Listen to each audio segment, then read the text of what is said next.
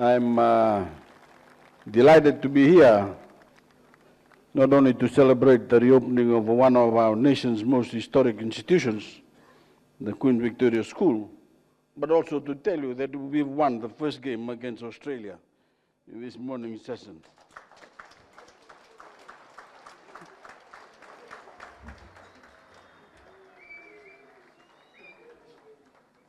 And today I want to also speak directly to the many students throughout Fiji still awaiting the reconstruction of their schools. 11 months ago, our shores were ravaged by the most severe tropical cyclone ever to make landfall in our hemisphere, Tropical Cyclone Winston. Given the scale of the damage and destruction caused, we knew that it would take many years to reclaim everything we had lost. We knew it would take time to fully recover the homes, recover the schools and other infrastructure that were washed away. And we knew that we had to rebuild stronger, that to build back to the same quality as before would only spell disaster when another storm arrived at our shores. As you all know, we have had to rebuild your school from scratch with the help of our Indonesian friends. It has been a huge task, as rebuilding any of our schools can pose complex challenges. As you also know, we have had some problems with the kitchen, but these have now been fixed. So less than a year after TC Winston, QVS is up and running again, bigger and better than before.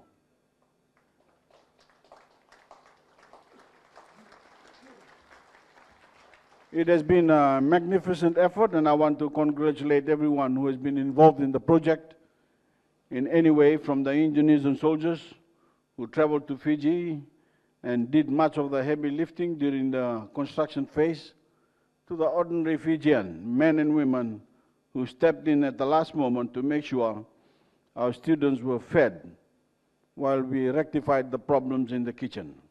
Vinakapagalevu to you all. So today is a day we can be proud to celebrate, as KWS students can return to their classes and begin putting the difficult days of Winston behind them.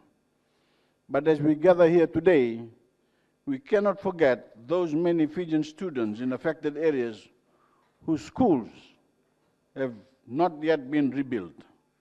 Those students who are still waiting for their own day of celebration. I want to say today that that day will come. I've said often how critical quality educational facilities are for our children's academic success, how important it is that our students understand their full value to our society and know that the Fijian people are prepared to invest in their future and are confident in their abilities to succeed. So it pains me greatly that Winston has forced so many of our students to begin this term in temporary tent facilities.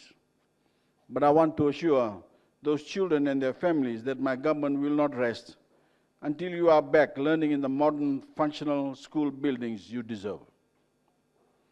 That will take time, because if we do not rebuild these schools properly, if we do not get this right on the first go, then we risk being stuck in the same place a year on from now, rebuilding schools that were not suited to withstand the severe weather events we knew were headed our way.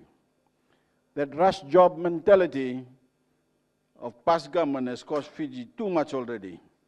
My government will not bow to political expediency at the cost of future hardship for our people. We are not here to build a Fiji that will stand for only 1 year or for a single term in office. We are building a Fiji that will last, schools that will stand for generations, homes that can be depended on to keep our people sheltered, and infrastructure that can be relied upon in times of crisis. So as we carry on with the monumental task of rebuilding our schools, we have to dedicate enough resources, materials and manpower to do the best job possible to keep our schools standing over the long term. This will not happen overnight, but already we have begun rebuilding 47 schools throughout the country, with plans to begin construction on 56 others soon. And when those schools do reopen their doors, they will be of the standard and quality worthy of the students who rely upon them, who call them home.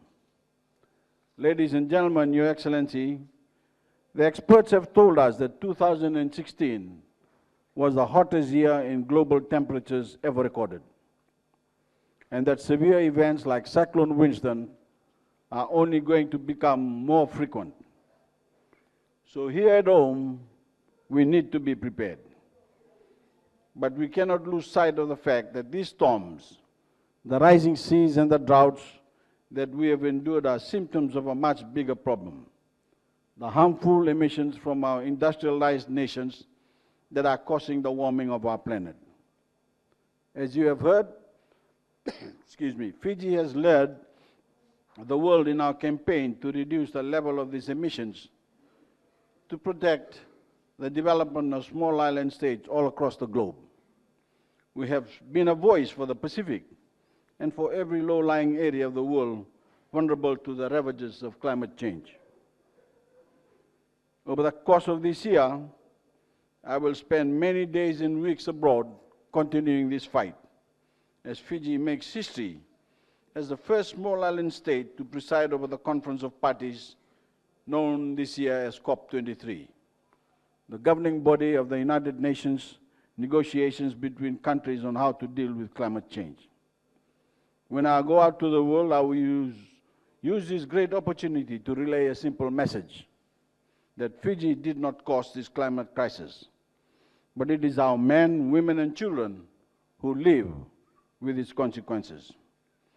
It is our development that is under siege, and it is our people that need protection. And we will not be satisfied until vulnerable nations have access to the financial resources we need to adapt our economies and our communities to the reality of climate change. The great task we have of future-proofing our nation against climate catastrophe is due to the actions of the industrial world. So it is entirely reasonable that those global powers do their part in helping build up our resilience. The stakes are too high for us to accept anything less. Thank you to the school and the people of Mbulumbuleawa for the warm welcome you have afforded me and my delegation. I wish the students here every success in your upcoming term, and to our other students waiting to return to your schools, you are not forgotten. Rest assured that my government will get you back in your classrooms as soon as we possibly can.